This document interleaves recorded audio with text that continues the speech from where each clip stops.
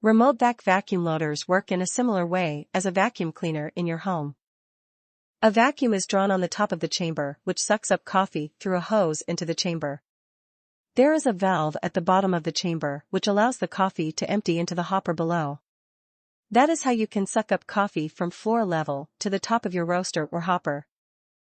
The valve on the bottom of the chamber is especially important. When the vacuum comes on, the plate will be sucked up to seal the chamber. It will open and let the coffee fall out once the vacuum is off. When the plate is open, the magnet is away from the magnet switch. Once the coffee flows down the hopper, the valve comes back up near the switch, starting the load cycle again. The loader will keep the hopper full automatically. The vacuum is floor-mounted for easy access. It is designed to be installed in a home, so it is incredibly quiet. The filter is 3 times larger than most loaders, which requires less cleaning and extends the life of the motor. After each load, a burst of compressed air is used to reverse the airflow. That will clean the filter and help empty the chamber. There is a slot on the blow tube. It is open to slow the loading speed and closed to speed it up.